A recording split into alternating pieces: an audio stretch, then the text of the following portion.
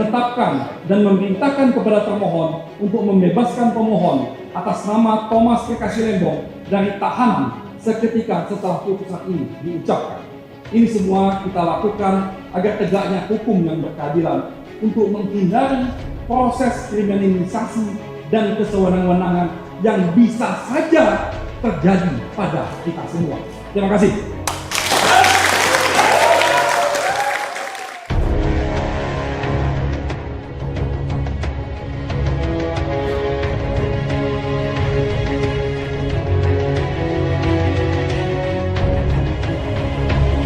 Kesimpulan dalam permohonan pra peradilan tentang tidak sahnya penetapan tersangka dan penahanan Thomas P. Kasilembong. Yang terhormat Hakim Pimpinan Sidang, pemohon dan pengunjung sidang yang berbahagia. Negara hukum menempatkan martabat manusia setinggi-tingginya. Tidak boleh ada aparat penegak hukum yang bertindak sewenang-wenang dengan mengatasnamakan hukum. Ironisnya, kesewenang-wenangan itu terjadi dalam penetapan tersangka dan penahanan Thomas P. Kasilembong dalam hal ini pemohon. Yang dilakukan oleh Kejaksaan Agung Republik Indonesia, CQ Direktur Penyidikan Jaksa Agung Muda Tindak Pidana Khusus dalam hal ini termohon. Tanpa memiliki dasar hukum yang bisa dipertanggungjawabkan, sebagaimana tercermin dalam persidangan pra peradilan nomor register 113 Pitpra 2024 PN Jakarta Selatan di Pengadilan Negeri Jakarta Selatan. Mengapa demikian? Faktanya, kejaksaan terlebih dahulu menetapkan tersangka baru mencari buktinya. Tindakan tersebut sangat bertentangan dengan Undang-Undang Nomor 8 Tahun 1981 tentang hukum acara pidana atau yang kita kenal dengan KUHP, yang mengatur bahwa sebelum seseorang ditetapkan tersangka harus dilakukan penyelidikan dan penyidikan. Penyidikan merupakan serangkaian tindakan penyidik dalam hal dan menurut cara yang diatur dalam KUHP untuk mencari dan mengumpulkan bukti guna membuat terang tindak pidana yang terjadi dan tentunya menemukan tersangka. Penyidikan tersebut harus dilakukan secara tertib, dimulai dari tindakan mencari dan mengumpulkan bukti atau collection evidence terlebih dahulu, baru kemudian berujung pada penetapan tersangka. Prosesnya tidak bisa dibalik, menetapkan tersangka dahulu, baru mengumpulkan bukti. Cara bekerja yang demikian merupakan tindakan kesewenang-wenangan yang bertentangan dengan due process of law.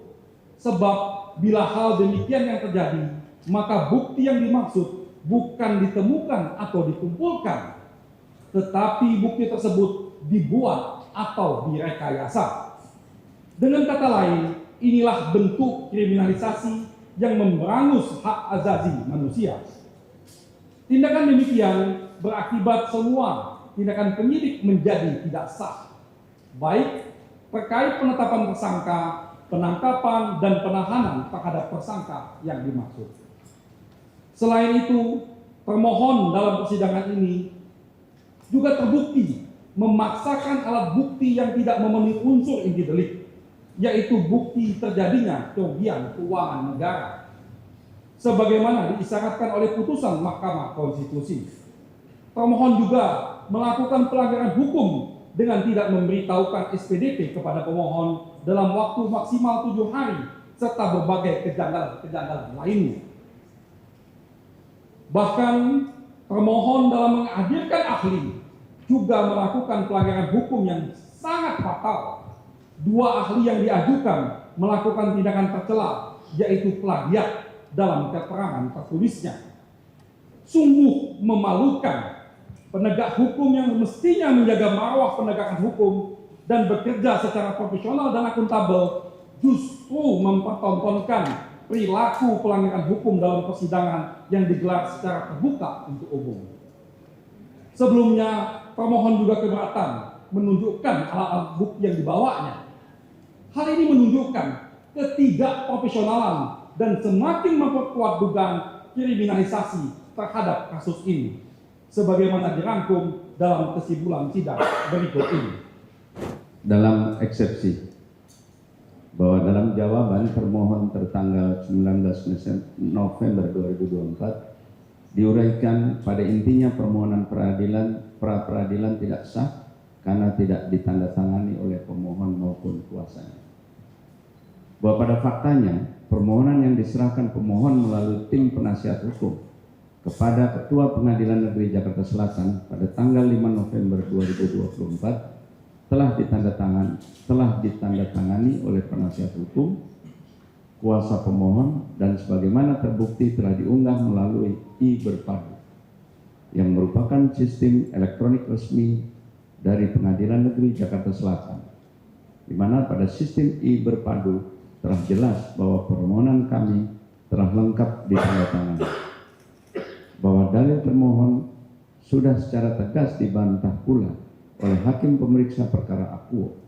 Dengan demikian, maka pemohon tidak perlu lagi membantah dalil dari termohon sehubungan dengan tanda tangan tersebut. Bahwa eksepsi dalam permohonan pra-peradilan senyatanya tidak dikenal dalam KUHP. Berdasarkan dalil dan uraian fakta tersebut di atas, maka terbukti eksepsi termohon tidak terbukti dan tidak berdasar. Dengan demikian, hakim yang memeriksa dan memutus permohonan ini demi hukum haruslah menolak eksepsi termohon. 2. Bahwa dalam jawabannya termohon mendalilkan tentang petitum pemohon obscure libel. Bahwa dalil tersebut senyatanya tidak benar dan tidak berdasar.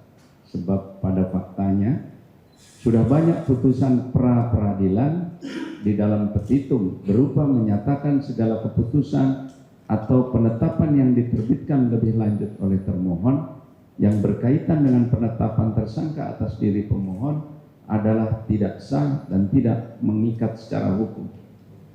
Seringkali dikabulkan oleh hakim pemeriksa permohonan pra-peradilan untuk mencegah perbuatan sewenang-wenang yang dilakukan penyidik terhadap pemohon pra-peradilan. Putusan-putusan yang telah mengabulkan permohonan dalam permohonan format tersebut diantaranya adalah putusan pra-peradilan nomor 1 Pit.pra/2024/PN BTL tertanggal 14 Oktober 2020. 2. Putusan pra-peradilan nomor 36/Pit.pra/2015/PN Jaksel tertanggal 26 Mei 2015. 3. Putusan PN Jakarta Selatan nomor 2/Pit.pra/2024/PN Jaksel tertanggal 30 Januari 2024. 4. Putusan PN Jakarta Selatan nomor 04.Pit.pra/2015/PN Jaksel tertanggal 16 Februari 2015. Dengan demikian dalam perkara akuo tidak terjadi obscure libel karena semua yang dimohonkan dalam permohonan akuo adalah termasuk dalam ruang lingkup wewenang pra-peradilan. Selain itu, sebagaimana telah kami uraikan sebelumnya, eksepsi terkait obscure libel tidak dikenal dalam hukum acara pra-peradilan sebagaimana diatur dalam pasal 79 dan pasal 82 ayat 1 KUHP. Dengan demikian, eksepsi termohon terkait obscure libel haruslah ditolak oleh karena dalil termohon tidak berdasar. Dilanjutkan. Dalam pokok permohonan, alat bukti pemohon dari P1 sampai dengan P26 dianggap dibacakan. 1. Bahwa selanjutnya pemohon menghadirkan secara daring prinsipal, yaitu Bapak Thomas Trikasih Lembong yang keterangannya dianggap dibacakan. 2. Bahwa selanjutnya pemohon mengajukan 6 ahli yang memberikan pendapat di bawah sumpah sebagai berikut. A. Ahli Ekonomi Dr. Antoni Budiawan. Ahli Hukum Pidana Material dan Formil Dr. Muzakir. Ahli Pangan Profesor Dr. Insinyur Dwi Andreas Santoso. D. Ahli Hukum Pidana Material dan Formil, Dr. Hairul Huda. Ahli Kerugian Keuangan Negara, Dr. Hamdani. F.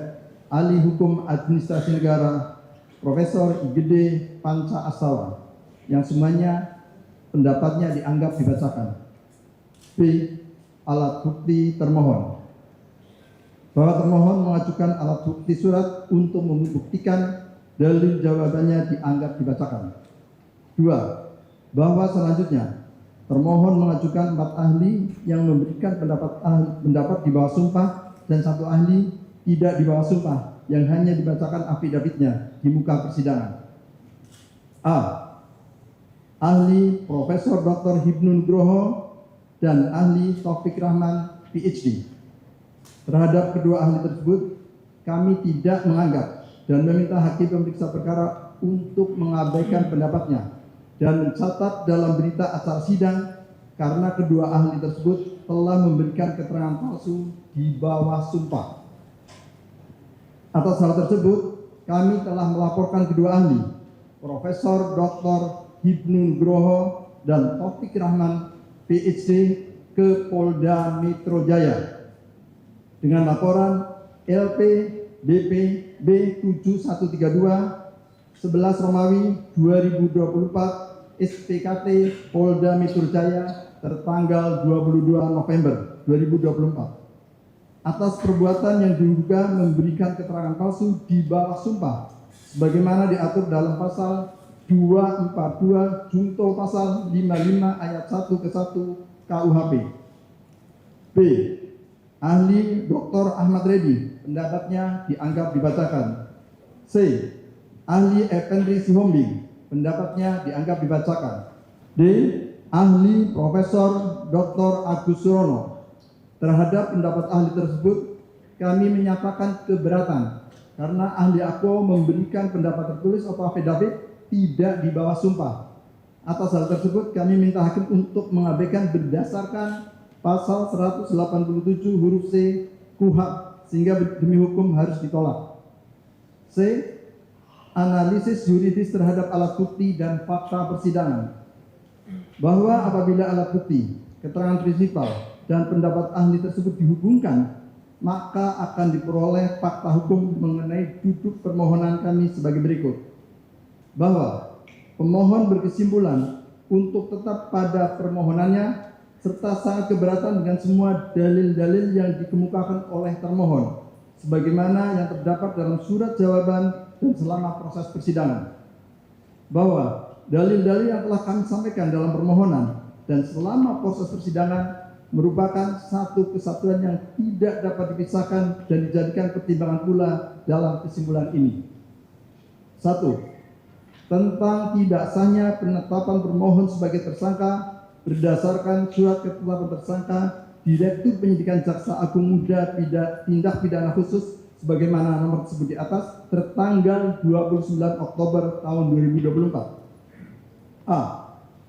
Penunjukan penasihat hukum oleh termohon berdasarkan surat penunjukan hukum untuk mendampingi tersangka sebagaimana tersebut di atas tertanggal 29 Oktober tahun 2024 cacat hukum dan melanggar hak pemohon dalam KUHP.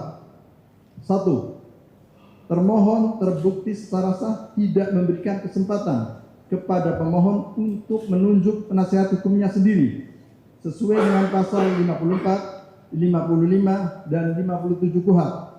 Hal ini merupakan tindakan sewenang-wenang termohon kepada pemohon selama proses penyidikan sebagai saksi dalam penetapan sebagai tersangka. 2. Dalam persidangan terbukti secara sah dan meyakinkan termohon tidak menyangkal telah mengkondisikan pemohon agar menggunakan penasihat hukum yang ditunjuk oleh termohon sebagaimana surat penunjukan penasihat hukum untuk mendampingi tersangka sebagaimana tersebut di atas tertanggal 29 Oktober tahun 2024 dan tidak memberikan kesempatan kepada pemohon untuk memilih penasihat hukumnya sendiri sebagaimana ditegaskan dalam pasal 55 KUHP. 3. Bahwa dalam persidangan ahli hukum pidana materi dan formil Dr. Muzakir menerangkan terkait pasal 55 dan 55 KUHP, khususnya mengenai frasa memilih sendiri penasihat hukumnya. Ahli menyatakan ketentuan tersebut harus dimaknai bahwa seseorang bebas memilih sendiri penasihat hukumnya. Ahli juga menerangkan pelanggaran terhadap pasal 54 dan 55 KUHP merupakan perbuatan yang menyimpang dan melawan hukum.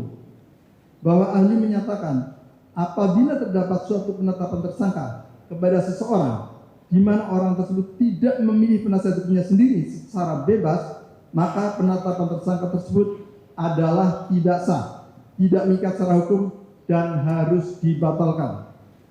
4. Dr. Hairul Huda dalam persidangan menerangkan lebih lanjut terkait dengan kondisi penyidik tidak memberikan kesempatan terhadap tersangka untuk memilih sendiri penasihat hukumnya berkaitan dengan azas presumption of innocence karena pemohon tidak diberi hak untuk membuktikan bahwa dia tidak bersalah. Bahwa pemberian hak untuk memilih penasihat hukum sendiri tidak dapat disamakan dengan hak mendapatkan bantuan hukum. Hak mendapatkan bantuan hukum dari termohon adalah apabila ada pihak yang dapat dikategorikan tidak mampu atau miskin akan ditetapkan sebagai tersangka dan akan diperiksa oleh termohon.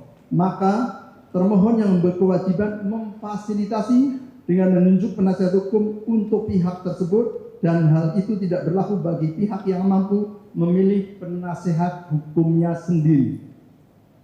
Bahwa berdasarkan fakta persidangan dan bukti-bukti yang terungkap dalam persidangan serta keterangan pemohon prinsipal dan pendapat ahli yang disampaikan dalam persidangan, telah terbukti dengan nyata bahwa dalam menetapkan pemohon sebagai tersangka dalam perkara aku, termohon tidak memberikan hak-hak pemohon sesuai dengan pasal 55 dan 54 dan 55 KUHP.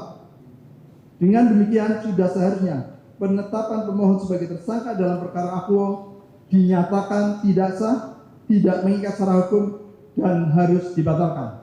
B. Penetapan tersangka pemohon tidak didasarkan pada bukti permulaan yang cukup berupa minimal 2 alat bukti sebagaimana diatur dalam pasal 184 KUHP. 1. Bahwa sesuai dengan amar putusan MK RI nomor 21 tahun 2014 angka 1.1 dan 1 angka 1.2 dan dihubungkan dengan definisi tersangka sebagaimana diatur dalam pasal 1 angka 14 KUHP, maka penetapan tersangka oleh termohon haruslah didasarkan pada bukti permulaan setidaknya 2 alat bukti sebagaimana diatur dalam pasal 184 KUHP. Adapun 2 alat bukti tersebut tidak dapat hanya sekedar formalitas meminta keterangan saksi, ahli, surat, dan atau barang bukti lainnya. Namun 2 alat bukti tersebut haruslah membuat terang tentang tindak pidana yang terjadi. 2. Bahwa dalam konteks penyelidikan tindak pidana korupsi yang merupakan delik material, maka sejak dalam tahap penyelidikan sudah harus diperoleh bukti terjadinya kerugian keuangan negara atau perekonomian negara yang nyata actual loss berdasarkan alat bukti yang memiliki kekuatan pembuktian primer dan menentukan. 3. Bahwa dalam poin 17 sampai dengan 34 jawaban termohon menyatakan pada pokoknya sebagai berikut. Pertama, Badan Pengawas Keuangan dan Pembangunan atau BPKP dalam menindaklanjuti permintaan termohon telah melakukan ekspos bersama antara termohon dengan auditor BPKP sehingga terbit berita acara atau risalah hasil ekspos antara termohon dengan auditor BPKP pada tanggal 9 November 2023 yang menghasilkan kesimpulan bahwa terdapat perbuatan melawan hukum berupa penyimpangan dalam kegiatan importasi gula kristal mentah untuk diproduksi menjadi gula kristal putih yang tidak sesuai dengan Undang-Undang RI nomor 19 tahun 2013, saya ulangi 2013 tentang perlindungan dan pemberdayaan petani. Kepmen Perindak nomor 527 tahun 2004, Undang-Undang RI nomor 18 tahun 2012 tentang pangan dan Permendak nomor 117 tahun 2015 yang mengakibatkan kerugian keuangan negara. Oleh karena itu termohon telah mendapatkan alat bukti surat. Kedua, perhitungan kerugian keuangan negara sedang dilakukan oleh BPKP. Ketiga, perhitungan kerugian keuangan negara oleh BPKP tersebut telah sejalan dengan putusan Mahkamah Konstitusi nomor 31 tahun 2012 tanggal 8 Oktober 2012. Keempat, termohon telah memeriksa saksi dan atau ahli. Bahwa dalil termohon tersebut senyatanya tidak terbukti oleh karena seluruh alat bukti termohon yang digunakan untuk menetapkan pemohon sebagai tersangka terbukti tidak memiliki kekuatan pembuktian relevan, primer, utama, dan menentukan yang dapat membuat terang telah terjadi tindak pidana korupsi, sehingga alat bukti termohon tidak memiliki kuantitas dan kualitas alat bukti sebagaimana dimaksud putusan MKRI nomor 21 tahun 2014, bahwa oleh karena pasal 2 ayat 1 dan pasal 3 Undang-Undang Tipikor merupakan delik material, maka pertama-tama kami akan membuktikan termohon tidak memiliki alat bukti yang relevan, menentukan, dan memiliki kekuatan pembuktian primer atau utama dalam membuktikan unsur mengakibatkan kerugian keuangan negara atau perekonomian negara. Bahwa dalam proses pemeriksaan pasal 2 ayat 1 dan atau pasal 3 Undang-Undang Tipikor, termohon seharusnya telah memperoleh alat bukti berupa laporan hasil pemeriksaan audit investigatif Badan Pemeriksa Keuangan Republik Indonesia atau BPKRI yang menyatakan telah terjadi kerugian keuangan negara, bahkan sejak tahap penyelidikan, oleh karena unsur pokok atau bestandel delik dan sifat delik material yang melekat pada pasal 2 ayat 1 dan atau pasal 3 Undang-Undang Tipikor adalah harus dibuktikan terlebih dahulu unsur mengakibatkan kerugian keuangan negara atau perekonomian negara. Bahwa dalam persidangan terbukti tidak ditemukan hasil audit BPKRI dan tidak juga ditemukan audit BPKP yang menyatakan telah terjadi kerugian keuangan negara yang nyata, actual loss, yang diduga dilakukan oleh pemohon. Bahwa dalam menetapkan pemohon sebagai tersangka, termohon hanya berdasarkan pada laporan hasil ekspos dengan BPKP dan surat tugas dari BPKP yang tidak memenuhi syarat penetapan kerugian negara yang nyata. Bahwa seorang tidak dapat ditetapkan sebagai tersangka tindak pidana korupsi tanpa didahului dengan hasil audit investigatif dan adanya kerugian keuangan negara yang nyata dan pasti oleh BPKRI selaku auditor negara yang memiliki kewenangan konstitusional berdasarkan putusan MK nomor 25 tahun 2016 dan pasal 10 ayat 1 Undang-Undang BPK. Bahwa dalil tersebut berkesesuaian dengan pendapat ahli hukum pidana Dr. Muzakir dan ahli hukum pidana Dr. Hairul Huda yang pada pokoknya menyatakan jika belum ada hasil audit investigatif oleh BPKRI berarti belum terbukti unsur pokok delik berupa kerugian keuangan negara, maka penyidik tidak bisa menetapkan seorang sebagai tersangka. Bahwa perbuatan termohon yang mendasarkan perhitungan kerugian negara dari hasil koordinasi termohon dengan BPKP dalam risalah ekspos atau gelar perkara telah sesuai putusan Mahkamah Konstitusi nomor 31 tahun 2012 adalah tidak mendasar. Bahwa putusan MKRI nomor 31 tahun 2012 pada faktanya tidak pernah melegitimasi hasil koordinasi penyidik dengan BPKP dapat menjadi bukti permulaan dalam proses penyidikan dan penetapan tersangka delik korupsi pasal 2 ayat 1 dan atau pasal 3 Undang-Undang Tipikor. Bahwa dari pertimbangan Mahkamah dalam putusan MK nomor 31 tahun 2012 dapat disimpulkan sifat koordinasi tidak serta-merta meniadakan fakta putusan MK nomor 25 tahun 2016 dan bukti 6 SEMA nomor 4 tahun 2016 telah mewajibkan pembuktian unsur mengakibatkan kerugian keuangan negara dan atau perekonomian negara harus didasarkan pada kerugian yang nyata atau actual loss. Dengan demikian, risalah hasil ekspos atau gelar perkara tidak memiliki kekuatan hukum ikat karena dilakukan di luar norma putusan MK nomor 25 tahun 2016 dan butir 6 SEMA nomor 4 tahun 2016, sehingga berdasarkan jumlah alat bukti yang diajukan secara kuantitatif maupun kualitatif tidak terpenuhi. Bahwa pada faktanya kegiatan importasi di Kementerian Perdagangan pada periode pemohon menjabat sebagai Menteri Perdagangan Republik Indonesia telah diaudit oleh BPKRI berdasarkan laporan hasil pemeriksaan atas perencanaan, pelaksanaan dan pengawasan tata niaga impor tahun 2015 sampai dengan semester 1 tahun 2017 pada Kementerian Perdagangan dan instansi atau entitas terkait nomor 47 tahun 2018 tanggal 2 Maret 2018 atau LHP BPK 2015/2017 bukti P26 bahwa dalam LHP BPK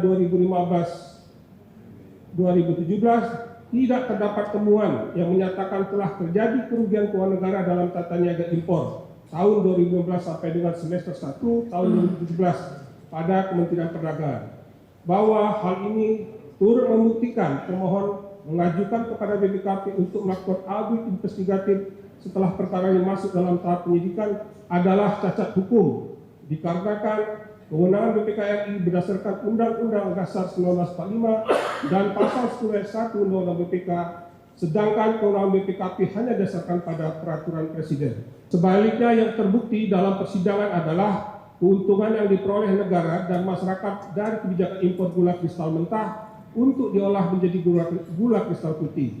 Hal ini sebagaimana disampaikan ahli ekonomi Dr. Antoni Budiawan dan ahli pangan Profesor Dwi Andreas yang menerangkan pada pokoknya impor bahan baku GKM untuk diolah menjadi GKP memberikan nilai tambah dan meningkatkan ekonomi. Impor GKM itu harganya jauh lebih rendah daripada GKP, sehingga menghemat devisa. Jika diolah sendiri maka devisa akan sangat berkurang daripada impor GKP. Keputusan impor pada saat itu menyelamatkan masyarakat, kalau tidak diselamatkan pada tahun merugikan keuangan negara sebesar 8 triliun. Dengan demikian, telah terbukti dalam menetapkan pemohon sebagai tersangka dugaan tindak pidana korupsi pasal 2 ayat 1 dan atau pasal 3 Undang-Undang Tipikor, termohon tidak memiliki minimum 2 alat bukti relevan yang memiliki kualitas, kuantitas, serta kekuatan pembuktian utama atau primer, inkasu audit investigatif BPK RI yang menyatakan telah terjadi kerugian keuangan negara yang nyata dan pasti. Dengan demikian, penetapan pemohon sebagai tersangka haruslah dinyatakan tidak sah. Selanjutnya, kami akan membuktikan alat bukti termohon dalam pembuktian unsur perbuatan melawan hukum dan atau penyalahgunaan kewenangan yang pada faktanya tidak relevan, tidak berkualitas, dan tidak memiliki kekuatan pembuktian primer atau utama. Bahwa dari poin 17, 27, 28, dan 29 jawaban diketahui, dalam menentukan terbukti unsur perbuatan melawan hukum dan atau penyalahgunaan kewenangan pada tahap penyidikan dan penetapan pemohon sebagai tersangka, termohon berdasarkan pada hasil ekspos atau gelar perkara yang dikolektisir oleh termohon sebagai alat bukti surat, bahwa kesimpulan termohon di atas merupakan kekeliruan yang nyata, sebab hasil ekspos gelar perkara bukan alat bukti surat melainkan tahapan dan atau proses pemeriksaan. Hal ini berkesesuaian dengan pendapat ahli hukum pidana Dr. Muzakir dan ahli hukum pidana Dr. Hailuda yang menyatakan gelar perkara itu proses itulah yang mencari bukti, jangan proses itu menjadi bukti. Bahwa lebih lanjut dari jawaban poin 18 termohon diketahui, dalam tahap penyelidikan dan penyidikan, pemohon hanya mendengar pendapat ahli dari 3 bidang, yaitu ahli hukum pidana, ahli hukum administrasi negara, ahli hukum keuangan negara, di mana tidak ada satupun ahli yang kompeten dalam bidang pangan dan ekonomi. Padahal yang diperiksa dalam perkara aku adalah kegiatan importasi gula kristal mentah untuk dikelola menjadi gula kristal putih. Bahwa oleh karena itu pemohon sampai dengan saat ini belum diberikan hak untuk yang layak untuk memberikan alat bukti yang meringankan, di mana hak pemohon menyerahkan alat bukti yang meringankan baru disampaikan termohon kepada pohon pada hari yang sama dengan penahanan pemohon. Maka kami akan menguraikan bukti-bukti yang menunjukkan tidak terdapat perbuatan melawan hukum dan atau penyalahgunaan kewenangan yang dilakukan pemohon pada kegiatan impor gula kristal mentah untuk selanjutnya diproduksi menjadi gula kristal putih sebagai berikut. Bahwa dalam persidangan ahli pangan Profesor Dr. Insinyur Dwi Andreas dan ahli ekonomi Dr. Antoni Budiawan memberikan pendapat terkait kondisi gula nasional pada tahun 2015-2016 yang berkesesuaian dengan bukti P21 sampai dengan P25 yang menerangkan pada pokoknya bahwa pada tahun 2015 terjadi defisit ketersediaan gula kristal putih dibandingkan dengan kebutuhan masyarakat, di mana produksi gula tahun 2014 sebesar 2.579 juta ton dan terus mengalami penurunan menjadi 2.498 juta ton di tahun 2015 atau 2.205 juta ton di tahun 2016. Bahwa dikarenakan terjadi defisit gula pada tahun 2015 sampai 2016, pemohon selaku Menteri Perdagangan menerbitkan kebijakan impor gula kristal mentah guna diolah menjadi gula kristal putih dalam rangka menjaga stabilitas harga dan ketersediaan stok. Bahwa kebijakan pemohon untuk mengolah gula kristal mentah impor menjadi gula kristal putih senyatanya memberikan nilai tambah sehingga lebih menguntungkan bagi perekonomian negara dan masyarakat. Hal ini berkesesuaian dengan pendapat ahli pangan Profesor Dwi Andreas dan ahli ekonomi Dr. Antoni Budiawan, bahwa kebijakan pemohon tersebut senyatanya bersesuaian dengan pasal 14 ayat 1 dan pasal 15 Undang-Undang Pangan yang menentukan pada intinya sumber penyediaan pangan adalah berasal dari produksi dalam negeri. Bahwa dengan terbuktinya impor gula kristal mentah dilakukan karena produksi tebu dalam negeri pada tahun 2016 dan 2016 menurun, sedangkan kebutuhan konsumsi masyarakat terus meningkat di atas jumlah produksi, maka tidak ada barang produksi pertanian inkasi tebu yang tidak digunakan untuk memenuhi kebutuhan pangan nasional. Dengan demikian, terbukti pemohon tidak melanggar ketentuan Undang-Undang Nomor 19 Tahun 2013 tentang Perlindungan dan Pemberdayaan Petani. Bahwa berdasarkan dalil tersebut, dengan demikian tidak terdapat perbuatan melawan hukum dan atau penyalahgunaan kewenangan dalam menetapkan kebijakan impor gula kristal mentah untuk diolah menjadi gula kristal putih. Kuatnon benar terdapat kebijakan pemohon yang melampaui wewenang dalam kegiatan impor gula kristal mentah, maka hal tersebut harus diselesaikan secara administrasi Undang-Undang Nomor 30 Tahun 2014 tentang administrasi pemerintahan. Selanjutnya kami akan membuktikan termohon tidak memiliki alat bukti yang relevan, menentukan dan memiliki kuatan pembuktian primer atau utama dalam pembuktian unsur memperkaya diri sendiri, orang lain dan atau korporasi sebagaimana dimaksud pasal 2 ayat 1 dan atau pasal 3 Undang-Undang Tipikor. Bahwa ketiadaan alat bukti permohonan tersebut ditujukan dengan tidak adanya alat bukti yang menunjukkan adanya aliran dana yang dilakukan secara melawan hukum pada pemohon, orang lain dan atau korporasi. Bahwa apabila keuntungan yang diperoleh perusahaan swasta dan importasi gula mentah diolah menjadi gula kristal putih dianggap sebagai unsur memperkaya orang lain, hal ini menunjukkan kekeliruan termohon dalam memahami unsur memperkaya diri sendiri, orang lain dan atau korporasi, sebagaimana dimaksud pasal 2 ayat 1 dan atau pasal 3 Undang-Undang Tipikor. Dalam persidangan ahli hukum pidana, Dr. Hairul Huda menyatakan, jika seorang ditetapkan sebagai tersangka karena dipandang memperkaya orang lain atau suatu korporasi atau menguntungkan orang lain atau suatu korporasi tanpa diri sendiri mendapatkan pertambahan kekayaan atau keuntungan merupakan praktek penerapan pasal 2 ayat 1 dan pasal 3 Undang-Undang Tipikor yang tidak logis, dan karenanya penetapan tersangka yang demikian dapat dipandang tidak sah. Bahwa berdasarkan hal tersebut di atas, dikarenakan perbuatan melawan hukum yang dilakukan oleh pemohon tidak terbukti, maka secara mutandis unsur memperkaya diri sendiri, orang lain dan atau korporasi pun demi pun tidak terbukti. Dengan demikian telah terbukti dalam penetapan pemohon sebagai tersangka, termohon tidak memiliki bukti permulaan cukup guna membuktikan unsur pokok pasal 2 ayat 1 dan atau pasal 3 Undang-Undang Tipikor, yaitu memperkaya diri sendiri, orang lain dan atau korporasi, sehingga penetapan pemohon sebagai tersangka harus dinyatakan tidak sah dan tidak mengikat secara hukum. Bahwa berdasarkan fakta dan dalil tersebut di atas, dengan demikian telah terbukti termohon tidak memiliki bukti permulaan sebagai mensyaratkan dalam pasal 1 angka 14 KUHP dan putusan MK nomor 21 tahun 2014 tidak bukti P5. Dengan demikian penetapan pemohon sebagai tersangka adalah tidak sah, tidak mengikat dan harus dibatalkan. Penetapan tersangka pemohon oleh termohon terbukti dilakukan secara sewenang-wenang dan tidak sesuai dengan hukum acara pidana yang berlaku.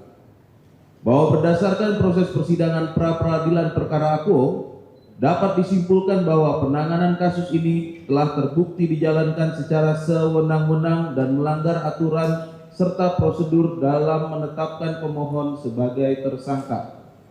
Hal ini didasari pada hal-hal sebagai berikut.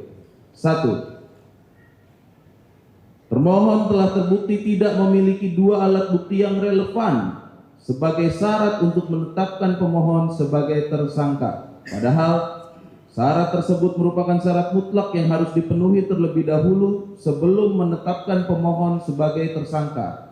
Hal ini sebagaimana telah ditentukan dalam putusan Mahkamah Konstitusi nomor 21/PUU/12 Selain itu, alat bukti yang dimaksud harus memiliki kualifikasi tertentu sesuai dengan unsur inti delik atau bestandal delik. Sebagaimana pendapat ahli hukum pidana Dr. Hairul Huda yang juga menyampaikan bahwa penetapan tersangka tindak pidana korupsi sebagaimana dimaksud pasal 2 ayat 1 dan pasal 3 Undang-Undang Tipikor haruslah terpenuhi sekurang-kurangnya 2 alat bukti yang merupakan bagian dari inti delik atau bestandel delik. Hal ini juga ditegaskan dalam Perma nomor 4 tahun 2016 yang menentukan dalam hal pemenuhan terhadap 2 alat bukti, maka yang dicari tidak hanya sekedar 2 alat bukti secara kuantitatif, tetapi 2 alat bukti yang sah yang dapat digunakan untuk membuktikan unsur merugikan keuangan negara atau perekonomian negara. Selanjutnya, terkait dengan unsur kerugian keuangan negara atau perekonomian negara, putusan Mahkamah Konstitusi nomor 25 tahun 2016 bukti terlampir telah menegaskan bahwa untuk dapat disebut adanya tindak pidana korupsi, kerugian keuangan negara atau perekonomian negara haruslah berupa kerugian yang nyata atau actual loss dan bukan potensial loss. Artinya, pembuktian terkait terjadinya actual loss, kerugian negara atau perekonomian negara bersifat mutlak berdasarkan alat bukti berupa hasil audit investigatif yang diterbitkan oleh Badan Pemeriksa Keuangan Republik Indonesia sesuai dengan pasal 10 ayat 1 dan ayat 2 Undang-Undang BPK. Sedangkan sampai dengan persidangan perkara akuo, termohon tidak dapat menunjukkan hasil audit investigatif yang dilakukan oleh BPK yang menyatakan telah terjadi kerugian keuangan negara atau kerugian perekonomian negara secara nyata atau actual loss dalam kegiatan importasi gula selama masa jabatan pemohon sebagai Menteri Perdagangan periode 12 Agustus 2015 sampai dengan 27 Juli 2016. Bahwa dalam persidangan telah terbukti pada saat termohon menetapkan pemohon sebagai tersangka, actual loss kerugian negara dalam perkara akuo tidak ada dan faktanya dalam persidangan terbukti masih sedang dihitung. Selanjutnya, ahli Hoirul Huda juga telah menegaskan jikapun perhitungan kerugian keuangan negara atau perekonomian negara dilakukan oleh pihak lain, semisal oleh BPKP, Inspektorat, Kantor Akuntan Publik atau KAP, dan yang lain sebagainya, maka adanya kerugian negara tersebut harus dideklar atau dinyatakan oleh BPK berdasarkan SEMA 4 tahun 2016. Dengan demikian, perhitungan kerugian keuangan negara atau perekonomian negara oleh BPKP, Inspektorat, KAP atau sejenisnya bukan merupakan alat bukti yang sah untuk digunakan menetapkan seseorang sebagai tersangka. Adapun pengakuan termohon yang menyatakan telah melakukan audit BPKP sama sekali tidak terbukti di persidangan perkara akuo dan hal tersebut patut diduga adalah suatu bentuk penipuan publik. Pada faktanya, termohon tidak menunjukkan bukti hasil audit perhitungan kerugian keuangan negara atau perekonomian negara yang dilakukan oleh BPKP dalam kegiatan importasi gula. Dalam persidangan, termohon hanya menyampaikan bukti sebagai berikut. A. Surat permohonan bantuan audit perhitungan kerugian keuangan negara dan penunjukan ahli nomor dianggap dibacakan bukti terlampir T45 pada tanggal 11 Oktober 2023. B. Risalah ekspos lanjutan penyidikan perkara tindak pidana korupsi importasi gula pada tanggal 9 November 2023, bukti terlampir. C. Surat tugas dari Badan Pengawas Keuangan dan Pembangunan Direktorat Investigasi 1 Deputi Bidang Investigasi BPKP nomor dianggap dibacakan tanggal 15 Oktober 2024, terlampir bukti T47.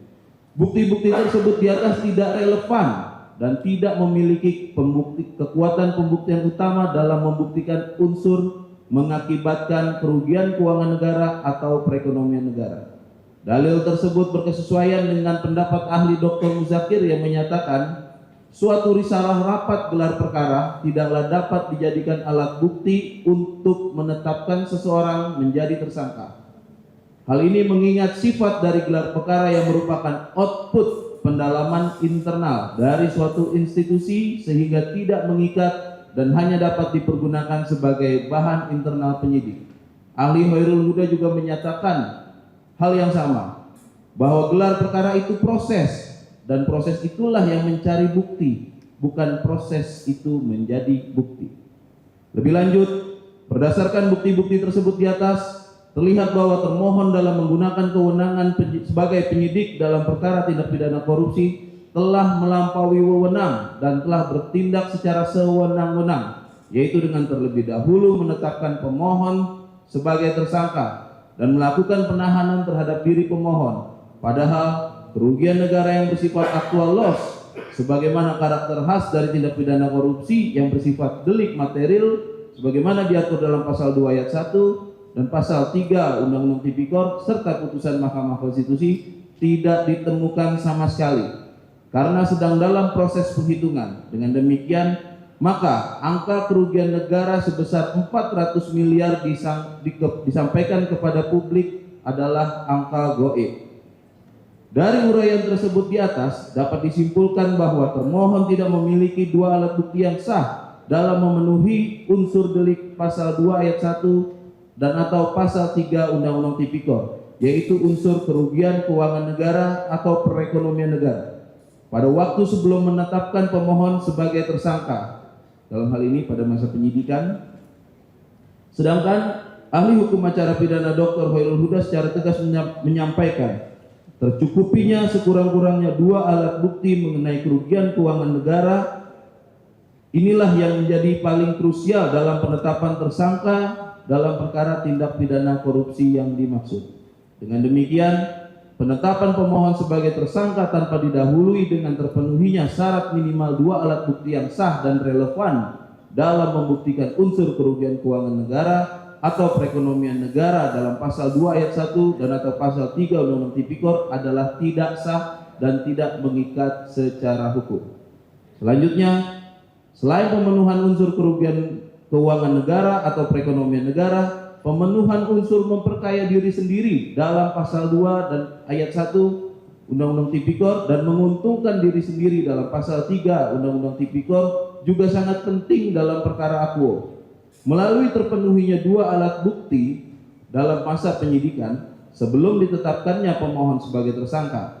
Akan tetapi dalam persidangan pra-peradilan perkara akuo, termohon tidak dapat menunjukkan alat bukti yang sah dan relevan yang dapat membuktikan adanya perbuatan memperkaya diri sendiri dan menguntungkan diri sendiri sebagaimana telah kami sampaikan di atas. Berdasarkan pendapat ahli Dr. Hoirul Huda, tidak logis jika seseorang melakukan tindak pidana korupsi yang berakibat pada timbulnya kerugian keuangan negara atau perekonomian negara, sementara dirinya tidak mendapatkan benefit sama sekali.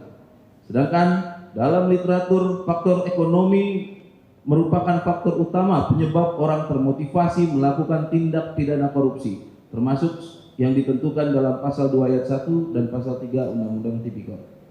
Ahli juga menyampaikan bahwa jika seseorang ditetapkan sebagai tersangka karena dipandang memperkaya orang lain atau suatu korporasi tanpa dirinya sendiri mendapat pertambahan kekayaan atau keuntungan, maka penerapan pasal 2 ayat 1 dan penerapan pasal 3 Undang-Undang Tipikor menjadi tidak logis karena sejatinya memperkaya orang lain atau korporasi adalah memperkaya diri sendiri secara tidak langsung dan tidak mungkin memperkaya orang lain yang tidak dikenal atau tidak memiliki hubungan apapun dengan pelaku tindak pidana korupsi.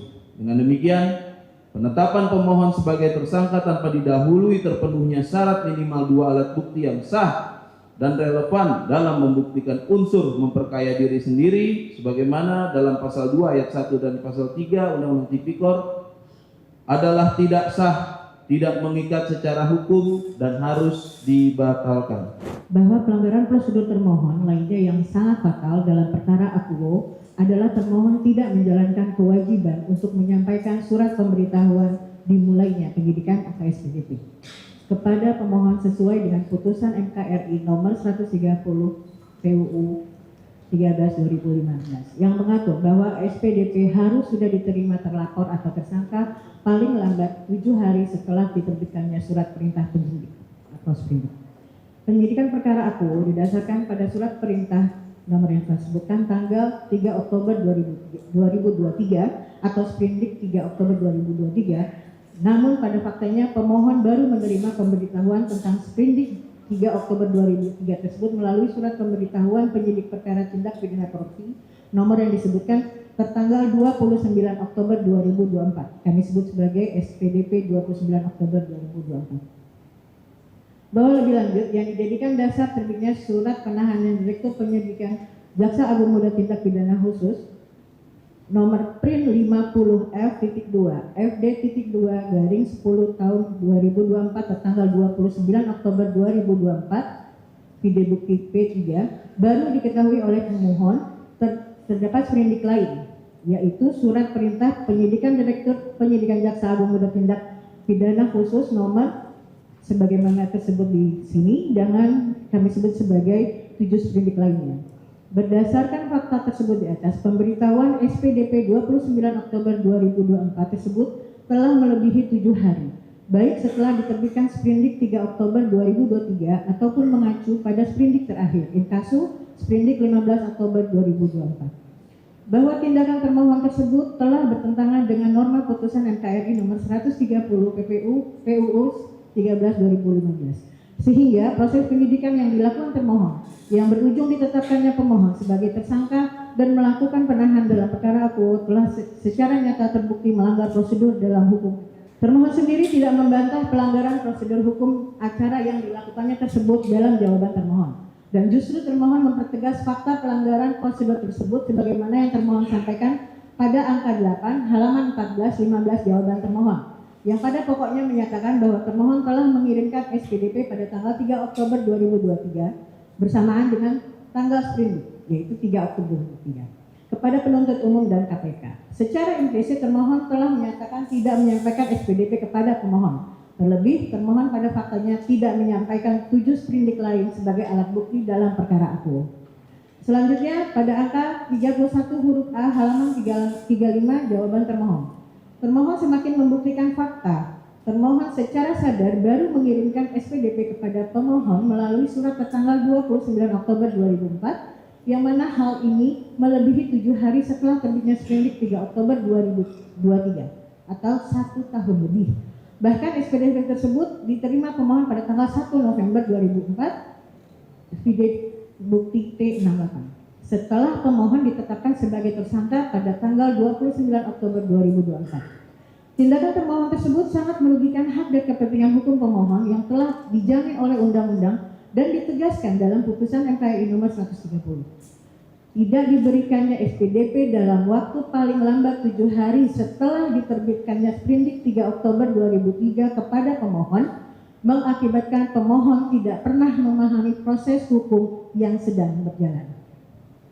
Jika SPDP tersebut diberikan sesuai ketentuan yang berlaku, maka pemohon pasti akan menggunakan hak-haknya untuk memilih sendiri penasehat hukum sebagaimana dimaksud pasal 55 KUHP, mempersiapkan keterangan dan atau data-data yang akan memperjelas duduk perkara akuo, seperti namun tidak terbatas pada adanya data statistik, adanya neraca, adanya laporan kepatuhan BPK sehubungan dengan kebijakan impor gula, sehingga termohon dapat melihat kebijakan impor gula secara lebih objektif. Hal tersebut telah dipertegas oleh pendapat ahli hukum pidana Dr. Khairul Huda yang menyatakan, dengan adanya SPDP dimaksud, maka tersangka dapat mempersiapkan diri sedini mungkin pembelaan dirinya. Hal ini sekali lagi merupakan wujud asas fair trial yang menjadi fundament utama sistem peradilan pidana Indonesia, sebagaimana ditentukan dalam KUHP. Dengannya terutama terlapor atau tersangka memiliki kesempatan lebih awal untuk menyiapkan diri melakukan pembelaan diri atas persangkaan yang akan atau telah ditujukan kepadanya. Dalam poin 7 halaman 14 jawabannya, termohon terlihat mengada-ngada terkait penyampaian SPDP kepada pemohon dengan menyampaikan surat perintah penyidikan nomor yang telah disebutkan tertanggal 3 Oktober 2023, di mana surat tersebut belum menyebutkan nama tersangka. Dan atas hal tersebut seolah-olah termohon tidak diwajibkan menyampaikan SPDP kepada pemohon karena termohon menganggap pada saat penyidikan mulai dilakukan belum diketahui siapa calon tersangka sehingga tidak perlu untuk penyampaian SPDP. Jawaban termohon tersebut tidak berdasar. Hal ini sebagaimana disampaikan oleh ahli hukum Dr. Khairul Huda yang pada pokoknya menyampaikan bahwa tidak ada jenis sprindik umum maupun sprindik khusus dalam hukum acara pidana yang diatur di KUHP. Oleh karena itu, bukan alasan yang sah bagi penyidik untuk menyampaikan SPDP kepada seseorang yang masih berstatus sebagai saksi, inkasu pemohon. Ahli juga menerangkan bahwa calon tersangka pada dasarnya memiliki hak yang hampir sama dengan tersangka, karena letak perbedaan keduanya hanya pada soal penetapan dari segi formal. Oleh karena itu, menurut ahli, penetapan tersangka tanpa terlebih dahulu menyampaikan SPDP kepada calon tersangka merupakan tindakan yang tidak sah, karena menjalankan proses penyidikan dengan mengabaikan prinsip fairness yang diamanatkan dalam putusan MK nomor 130 dan telah dipraktekkan dalam berbagai putusan pra-peradilan, di mana apabila penyampaian SPDP tidak dilakukan, maka menjadi dasar hakim mengeluarkan putusan yang menyatakan penetapan tersangka tidak sah. Salah satu putusan pra-peradilan yang mengabulkan permohonan pemohon dan membatalkan penetapan tersangka karena tidak diserahkannya SPDP pada penyidik adalah putusan nomor 1 Pra 2024 PN BTL pada 14 Oktober 2024 yang disebut sebagai putusan PN Bantul 2024 yang amarnya dianggap dibacakan. Dengan demikian, termohon telah terbukti secara sah dan meyakinkan telah sewenang-wenang dalam proses penegakan hukum dan melanggar prosedur hukum acara pidana mengenai penetapan tersangka dan penahanan sebagaimana telah ditegaskan pula dalam putusan MKRI nomor 130. Hal ini merupakan bentuk tindakan yang tidak dapat dibenarkan secara hukum, sehingga penetapan tersangka pemohon harus dinyatakan tidak sah dan tidak mengikat secara hukum, serta membatalkan atau menyatakan tidak sah segala tindakan penyidik dalam proses penyidikan terhadap pemohon dan memerintahkan pemohon untuk menghentikan penyidikan terhadap pemohon. Dan atas perkara akuo tidak dapat lagi dilakukan upaya hukum kembali baik pada penyelidikan dan atau penyidikan tanpa terkecuali. D. Termohon terbukti menjalankan proses hukum secara diskriminatif dan tidak berkeadilan. 1. Tentang diskriminasi termohon terhadap pemohon.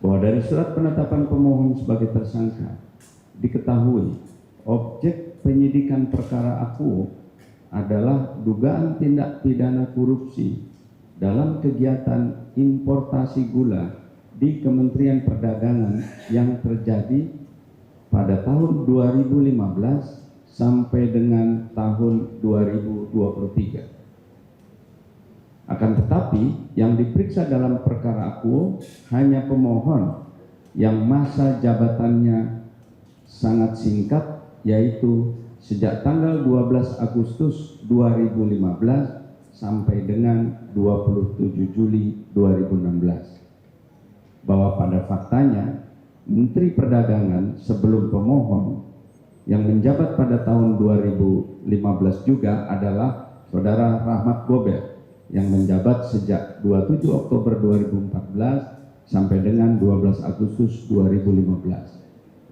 Sedangkan setelah pemohon, Presiden ke-7 Bapak Joko Widodo telah melantik Menteri Perdagangan lainnya, yaitu 1. Enggar Tiasto Lukito yang menjabat dari tahun 2016 sampai dengan 2019. 2. Agus Suparmanto yang menjabat dari tahun 2019 sampai dengan tahun 2020. 3. Muhammad Lutfi yang menjabat dari tahun 2020 sampai dengan tahun 2022, dan Zulkifli Hasan yang menjabat dari tahun 2022 sampai dengan tahun 2024. Bahwa dalam poin 33 pada halaman 38, jawaban termohon menyampaikan bahwa pemeriksaan terhadap 5 Menteri Perdagangan lainnya tidak ada kaitannya dengan penetapan pemohon sebagai tersangka. Hal ini menunjukkan adanya kesewenang-wenangan dari termohon. Di sisi lain, termohon malah melakukan penyitaan terhadap barang bukti dari Kementerian Perdagangan yang bukti tersebut jauh dari tempus periode pemohon menjabat. Seperti pada bukti poin 51 halaman 31, jawaban termohon memuat fotokopi surat Menteri Perdagangan nomor 454-M/DAG/SD/5 tahun 2020 tertanggal 15 Mei 2020 perihal penugasan produsen gula rafinasi untuk memproduksi gula konsumsi, yang mana surat tersebut bukan disiapkan oleh pemohon. Apabila termohon menegakkan hukum secara adil, maka tentunya menteri yang menyiapkan surat tersebut yang masuk di dalam periode tempus daripada perkara akuo juga harus diperiksa. Bahwa selain tidak melakukan pemeriksaan terhadap Menteri Perdagangan RI lainnya yang menjabat pada tempus perkara akuo, termohon juga hanya mengajukan permohonan bantuan audit investigasi kepada BPKP terkait kegiatan importasi gula yang terbatas pada periode 2015 sampai dengan 2016. Padahal tempus dalam perkara akuo adalah periode 2017 sampai dengan 2023, atau tidak mengikut sertakan periode pemeriksaan yang berada pada tempus perkara akuo, yaitu untuk periode 2017 sampai dengan 2023. Padahal sepatutnya termohon telah mengetahui bahwa tata niaga impor tahun 2015 sampai dengan semester 1 2017 di Kementerian Perdagangan telah diaudit oleh BPK RI berdasarkan LHP Badan Pemeriksa Keuangan 2015-2017 yang hasilnya tidak menemukan adanya perbuatan melawan hukum dan kerugian negara atau perekonomian negara yang nyata. Hal ini merupakan diskriminasi kejam yang dilakukan termohon terhadap pemohon. Oleh karena itu, penetapan pemohon sebagai tersangka haruslah dinyatakan tidak sah dan tidak mengikat secara hukum. 2. Tentang pemohon demi hukum tidak dapat mempertanggungjawabkan perbuatan dan atau kebijakan Menteri Perdagangan yang menjabat sebelum dan sesudah pemohon dalam kaitannya dengan tempus delicti surat perintah penyidikan termohon, bahwa sesuai penjelasan sebelumnya, objek penyidikan perkara akuo adalah dugaan tindak pidana korupsi dalam kegiatan importasi gula di Kementerian Perdagangan yang terjadi pada tahun 2015 sampai dengan tahun 2023. Di mana pemohon sudah tidak menjabat sebagai Menteri Perdagangan sejak 27 Juli 2016. Bahwa apabila pemeriksaan akuo dilanjutkan tanpa melakukan pemeriksaan yang sama terhadap Menteri Perdagangan lain yang menjabat selama periode 2015 sampai dengan 2023, hal ini menunjukkan secara tidak langsung termohon memaksa pemohon untuk bertanggung jawab terhadap kebijakan impor gula Menteri Perdagangan lainnya yang menjabat sebelum dan sesudah pemohon. Bahwa perbuatan termohon tersebut telah melanggar asas pertanggungjawaban pribadi yang berlaku dalam hukum pidana, di mana tidak seorang pun dapat bertanggung jawab untuk perbuatan pidana orang lain. Bahwa dikarenakan terbukti termohon telah tebang pilih dalam melaksanakan penegakan hukum pada perkara akuo, di mana termohon melimpahkan tanggung jawab Menteri Perdagangan lain kepada pemohon, padahal faktanya pemohon hanya menjabat dari 12 Agustus 2016 sampai dengan 27 Juli 2016. Dengan demikian, penetapan pemohon sebagai tersangka haruslah dinyatakan tidak sah, tidak mengikat secara hukum, dan harus dibatalkan. Bahwa dari uraian di atas dapat ditarik kesimpulan bahwa proses hukum yang dialami pemohon adalah proses hukum atas tendensi dan merupakan suatu bentuk penegakan hukum tebang pilih. Dengan demikian, penetapan pemohon sebagai tersangka adalah tidak sah, tidak mengikat secara hukum, dan harus dibatalkan. Penyidikan yang dilakukan termohon tidak sah secara hukum. bahwa pasal 1 ayat 2 KUHP menentukan penyidikan merupakan serangkaian tindakan penyidik dalam hal dan menurut cara yang diatur dalam undang-undang ini untuk mencari serta mengumpulkan bukti yang dengan bukti itu membuat terang tentang tindak pidana yang terjadi dan menemukan tersangkanya. Menurut pendapat ahli Dr. Hairul Huda, titik berat penyidikan adalah pelaksanaan kewenangan penyidikan secara tertib, dimulai dari tindakan mencari dan mengumpulkan bukti atau collection evidence, dan bertujuan pada menetapkan tersangka atau identify suspect. Oleh karena itu, jika prosesnya terbalik, menetapkan tersangka terlebih dahulu baru mencari alat bukti, maka proses tersebut adalah tindakan sewenang-wenang yang melanggar prinsip due process of law.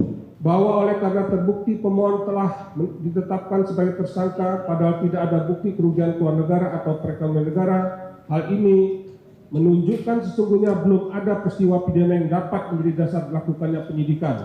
Dengan demikian, penyidikan perkara aku haruslah dihentikan, sehingga secara mutatis mutandis seluruh tindakan penyidik menjadi tidak sah, termasuk namun tidak terbatas pada penetapan tersangka, penangkapan, dan penahanan terhadap pemohon. Bahwa pelanggaran prosedur lain yang dilakukan termohon yang telah terbukti antara lain: 1. Penetapan tersangka tanpa didahului dengan terpenuhnya inti delik berupa syarat minimal 2 alat bukti dalam membuktikan unsur kerugian negara atau perekonomian negara dalam pasal 2 ayat 1 dan atau pasal 3 Undang-Undang Tipikor. Kedua, penetapan pemohon sebagai tersangka tanpa didahului dengan terpenuhnya syarat minimal 2 alat bukti dalam membuktikan inti delik unsur memperkaya diri sendiri dalam pasal 2 ayat 1 dan unsur menguntungkan diri sendiri pasal 3 Undang-Undang Tipikor. Ketiga, termohon juga tidak menyampaikan SPDP kepada pemohon sesuai dengan putusan MKRI nomor 130 tahun 2015, tidak bukti P14. Dengan demikian, dari uraian tersebut dapat ditarik kesimpulan bahwa penyidikan yang dilakukan termohon dilakukan dengan sewenang-wenang, melanggar prosedur dan melanggar azas due process of law, sehingga sudah sepantasnya penyidikan perkara aku dinyatakan tidak sah dan tidak mengikat secara hukum, sehingga penetapan tersangka pemohon harus dinyatakan tidak sah, tidak mengikat secara hukum, dan harus dibatalkan. Sebelum masuk dalam pokok pembahasan, kami akan menyampaikan temuan kami, di mana termohon ternyata dalam jawabannya mendalilkan surat perintah penahanan yang berbeda dengan surat perintah penahanan sebagaimana kami ajukan dalam pra-peradilan akuo. Objek permohonan pemohon dan objek jawaban termohon terkait surat perintah penahanan adalah 2 objek yang berbeda. 1. Bahwa objek permohonan pemohon salah satunya adalah surat perintah penahanan Direktur Penyidikan Jaksa Agung Muda Tindak Pidana Khusus nomor print strip 50-F.2-FD.2-10-2024 tertanggal 29 Oktober 2024. Sedangkan dalam jawaban termohon, objek dari jawaban termohon adalah surat perintah penahanan nomor print strip 51-F.2-FD.2-10-2024. Berdasarkan hal tersebut, objek permohonan pemohon dan objek jawaban termohon adalah 2 objek yang berbeda.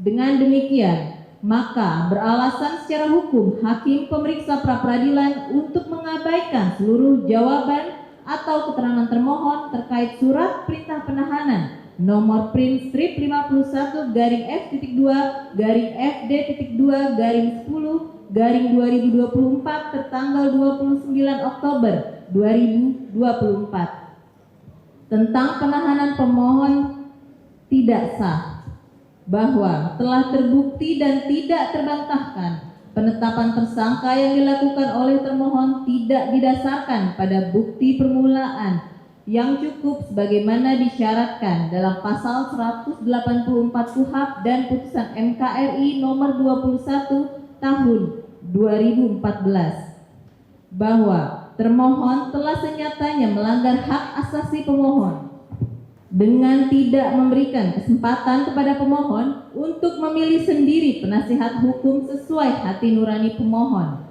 Dengan demikian, pertimbangan termohon yang menyatakan pemohon diduga keras melakukan tindak pidana berdasarkan bukti yang cukup adalah pertimbangan yang tidak berdasarkan hukum. Oleh karena penetapan pemohon sebagai tersangka cacat formil, maka secara mutatis mutandis alasan objektif penahanan termohon tidak sah berdasarkan hukum. Bahwa telah terbukti dalam persidangan alasan subjektif termohon untuk melakukan penahanan terhadap pemohon tidak berdasar. Oleh karena tidak ada keadaan tertentu yang menimbulkan kekhawatiran pemohon akan melarikan diri, merusak atau menghilangkan barang bukti dan atau mengulangi tindak pidana sesuai fakta sebagai berikut. 1. Bahwa terbukti pemohon selalu kooperatif memenuhi surat panggilan termohon untuk menghadap guna didengar keterangannya sebagai saksi dalam perkara tindak pidana yang dipersangkakan, sehingga tidak ada kekhawatiran atau niat dari pemohon untuk melarikan diri. 2. Bahwa terbukti pemohon tidak mungkin merusak, menghilangkan alat bukti dan atau mengulangi tindak pidana karena pemohon tidak dalam kapasitas menguasai alat bukti dan sudah tidak menjabat sebagai Menteri Perdagangan sebagaimana yang dipersangkakan oleh termohon. 4. Bahwa berdasarkan pendapat ahli dalam persidangan, tafsir terhadap alat bukti yang cukup dalam hubungannya dengan penahanan sesuai pasal 21 ayat 1 KUHP harus dimaknai bahwa alat bukti yang cukup itu harus berhubungan dengan kekhawatiran termohon terhadap pemohon, harus secara jelas dan nyata diduga akan melarikan diri, merusak barang bukti atau menghilangkan barang bukti dan atau mengulangi tindak pidana. Bahwa meskipun kekhawatiran sebagai dasar penahanan merupakan hak subjektif penyidik inkasu termohon, akan tetapi dalam persidangan terbukti subjektivitas termohon untuk melakukan penahanan sangat tidak masuk akal dan tidak berdasarkan suatu keadaan konkret. Penahanan terhadap pemohon merupakan tindakan kriminalisasi dengan penyalahgunaan kewenangan termohon yang merugikan hak asasi pemohon. Dengan demikian, sudah seharusnya demi hukum yang terhormat hakim yang memeriksa dan mengadili permohonan akuo menyatakan penahanan pemohon yang dilakukan termohon berdasarkan surat perintah penahanan adalah tidak sah, tidak mengikat secara hukum dan harus dibatalkan. Serta sudah sepatutnya yang terhormat hakim yang memeriksa dan mengadili permohonan akuo memerintahkan termohon untuk melepaskan pemohon dari tahanan seketika setelah putusan pra-peradilan dibacakan. Hal-hal yang tidak dibantah termohon. 1. Bahwa terkait dengan pernyataan termohon dalam siaran pers video bukti P7 yang menyatakan terjadi surplus gula di Indonesia pada tahun 2015 berdasarkan rapat koordinasi atau rakor antar kementerian tanggal 12 Mei 2015, di mana pada saat itu pemohon belum diangkat sebagai Menteri Perdagangan. Pada faktanya, sesuai data dari Badan Pusat Statistik Indonesia, mengalami defisit produksi gula dibandingkan kebutuhan konsumsi. Produksi nasional gula pada tahun 2015 hanya sebesar 2.534.872 ton, bukti P81, P82, P83, dan P84. Sementara beberapa data menunjukkan konsumsi gula dalam negeri tahun 2015 lebih jumlah produksi nasional gula tahun 2015, sehingga terjadi defisit ketersediaan gula. Tidak bukti P82 dan 83. Bahwa terkait alasan permohonan pemohon tersebut sama sekali tidak dibantah oleh termohon dalam jawabannya. Dengan demikian, siaran pers termohon pada tanggal 29 Oktober 2015 bukti P7 yang menyatakan bahwa Indonesia mengalami surplus gula adalah kebohongan. Sebab faktanya Indonesia mengalami defisit gula akibat tingginya angka konsumsi dibandingkan dengan kemampuan produksi. Hal ini menjadi justifikasi bahwa Indonesia memang memerlukan impor, sebagaimana juga dijelaskan oleh ahli Prof. Dwi Andreas Santosa dalam persidangan dengan agenda kesaksian ahli pada tanggal 21 November 2024 yang menyatakan bahwa angka produksi kita di tahun 2015 hanya kurang lebih 2,4 juta ton. Sementara kebutuhan konsumsi pada tahun 2015 adalah kurang lebih 2,9 juta ton, sehingga terjadi defisit kurang lebih 430.000 ton gula kristal putih pada tahun 2015. Bahwa ahli Dr. Antoni Budiawan selanjutnya mengutip pernyataan Sekretaris AGI Asosiasi Gula Indonesia Ahmad Wijaya yang dimuat di situs Dinas Komunikasi dan Informatika Provinsi Jawa Timur pada 19 Mei 2015 bahwa industri gula nasional pada saat itu dalam kondisi yang sangat memprihatinkan, di mana persediaan gula nasional terus menipis sampai akhir Mei 2015 yang hanya mencapai sekitar 325.765 ton, sedangkan konsumsi gula hingga Lebaran 18 Juli 2015 diperkirakan mencapai 400.000 ton, sehingga dikhawatirkan akan terjadi kelangkaan gula. Oleh karena itu, sangat wajar jika pasokan GKP harus ditambah segera mungkin, baik melalui impor GKP secara langsung atau melalui jalur produksi dengan mengolah GKM menjadi GKP di pabrik gula rafinasi. Bahwa dengan fakta tersebut, kebijakan pemohon untuk melakukan impor demi menjaga stabilitas ketersediaan dan harga GKP justru sebagai upaya menyelamatkan atas kelangkaan GKP yang harus diapresiasi, bukan malah dikriminalisasi. Selain itu, sekalipun benar kuat non yang diimpor oleh PT Anggel Produk atau PTAP adalah GKM, pada faktanya perusahaan swasta memang dapat mengimpor GKM selama telah memperoleh pengakuan sebagai importir. Hal ini sesuai dengan Permen Perindak 527 tahun 2004 dan Permendak 117 tahun 2015. Dengan demikian, termohon yang mempersoalkan kebijakan pemohon memberikan izin impor kepada PTAP tidak mendasar, sebab hal itu sekalipun benar faktanya secara hukum dibenarkan, sehingga bukan perbuatan melawan hukum. Hal ini juga sama sekali tidak dibantah oleh termohon dalam jawabannya. Bahwa selanjutnya, tidak tepat apabila termohon memaksakan dalilnya yang menyatakan seharusnya dalam rangka pemenuhan stok gula dan stabilisasi harga yang diimpor adalah GKP secara langsung, dan yang dapat melakukan impor tersebut hanya BUMN atau PT PPI. Bahwa terkait hal tersebut, ahli Dr. Antoni Budiawan menyatakan berdasarkan Permen Perindak nomor 527 tahun 2004, faktanya tidak mewajibkan defisit GKP dipenuhi melalui impor GKP secara langsung. Untuk mengatasi defisit GKP dapat dilakukan melalui jalur produksi dari GKM diolah menjadi GKP di pabrik gula rafinasi. Bahkan cara ini lebih memberi manfaat bagi perekonomian negara, meningkatkan nilai tambah dan pertumbuhan ekonomi serta menghemat devisa negara. Sebab nilai impor GKP jauh lebih besar dibandingkan nilai impor GKM. Penghematan devisa ini bisa mencapai 40% dari total impor GKM. Bahwa selanjutnya, terkait langkah PT PPI melakukan kerjasama dengan perusahaan swasta untuk pemenuhan stok gula dan stabilisasi harga berdasarkan pasal 5 ayat 7 huruf B dan ayat 8 Perpres 71 tahun 2015 menentukan pada pokoknya dalam menetapkan kebijakan harga, pengelolaan stok dan logistik serta pengelolaan ekspor impor, Menteri Perdagangan dapat menugaskan BUMN yang ditunjuk pemerintah dan BUMN dapat melakukan kerjasama dengan badan usaha lainnya.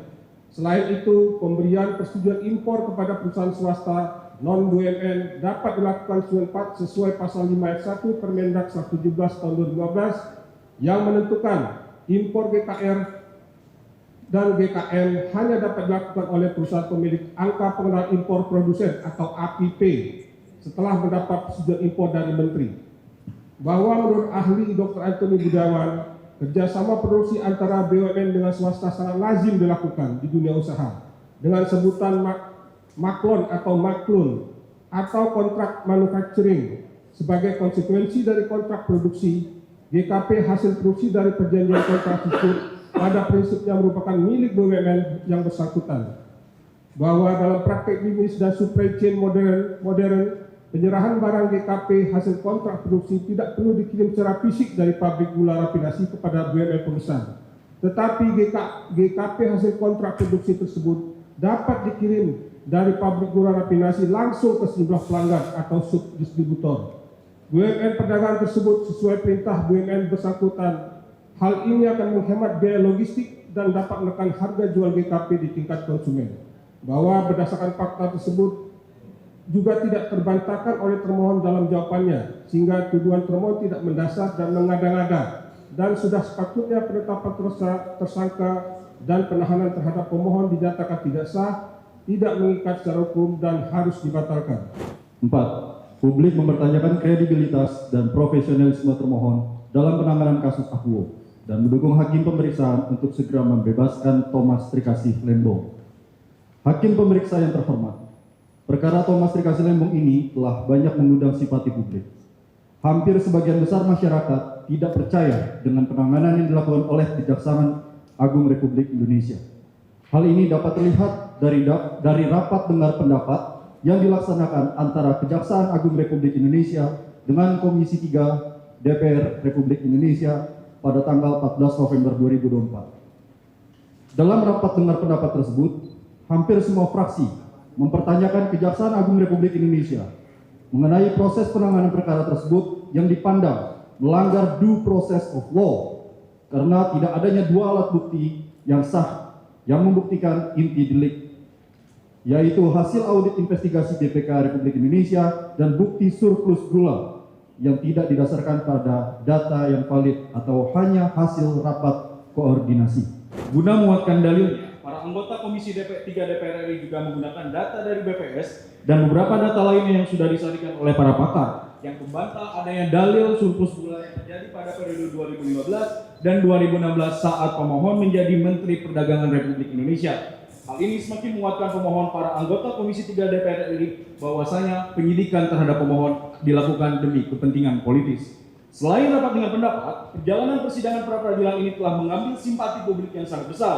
Terlebih lagi, adanya dugaan kesenang-wenangan yang terbukti di persidangan, baik itu keberatan dari pihak termohon untuk diperiksa bukti-buktinya, maupun menghadirkan ahli yang diduga memberikan keterangan palsu di bawah sumpah, menguatkan masyarakat untuk mendukung dan mendoakan yang terhormat hakim pemeriksa pra-peradilan agar menyatakan tidak sah, tidak mengikat secara hukum, dan membatalkan penetapan tersangka dan penahanan, serta membebaskan Bapak Thomas Trikasih Lembong sebagai sebuah keputusan yang adil dan benar.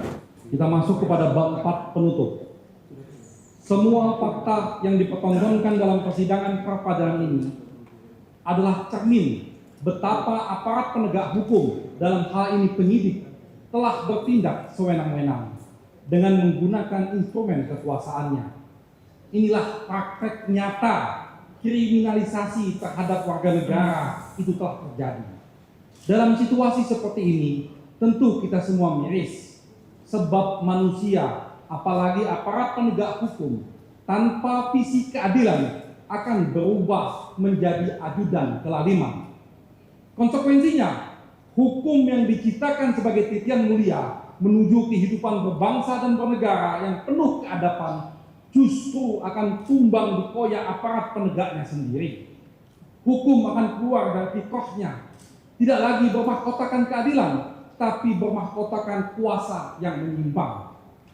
Sebagai warga negara, sejalan dengan amanat konstitusi yang memposisikan hukum sebagai panglima, kita semua berharap agar pengadilan mampu menjadi benteng terakhir para pencari keadilan.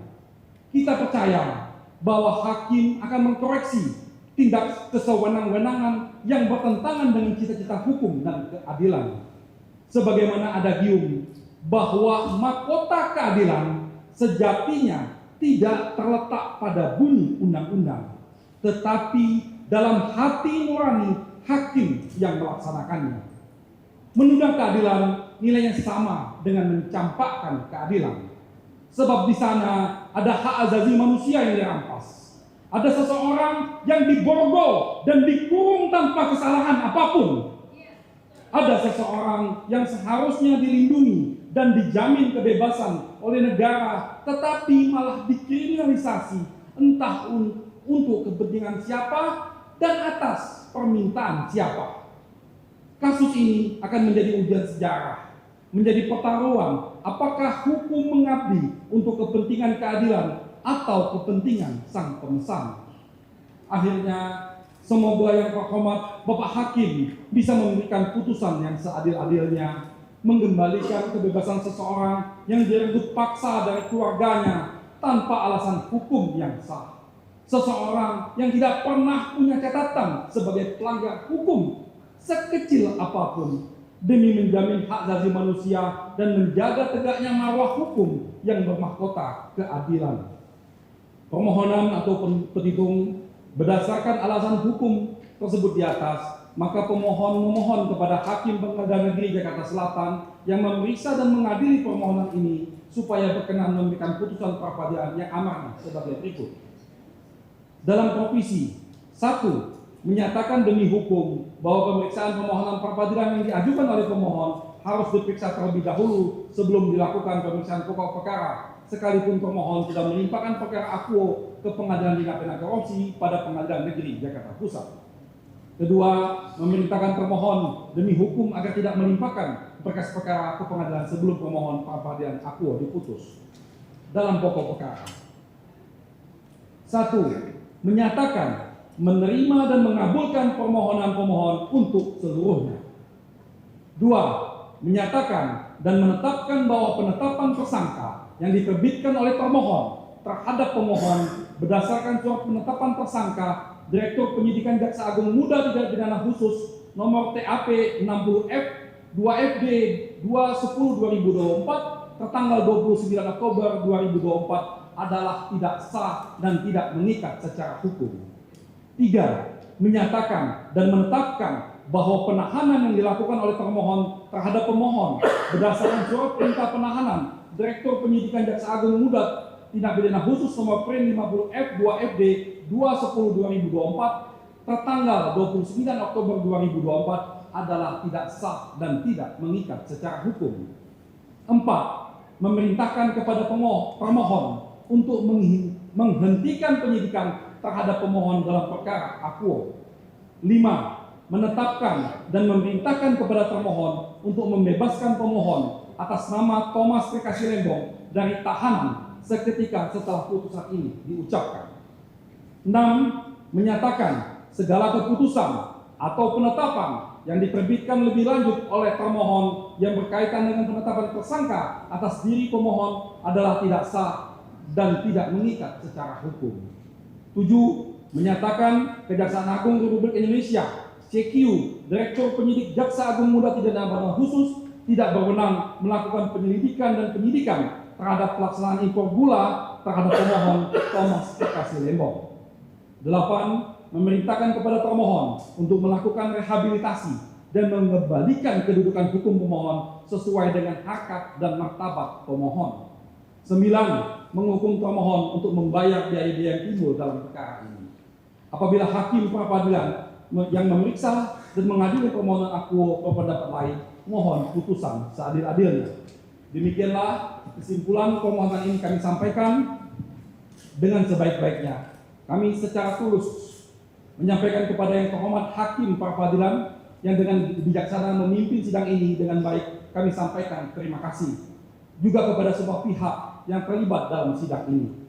Kami juga mohon maaf atas semua kehilapan yang terjadi selama persidangan ini. Ini semua kita lakukan agar tegaknya hukum yang berkeadilan untuk menghindari proses kriminalisasi dan kesewenang-wenangan yang bisa saja terjadi pada kita semua. Terima kasih.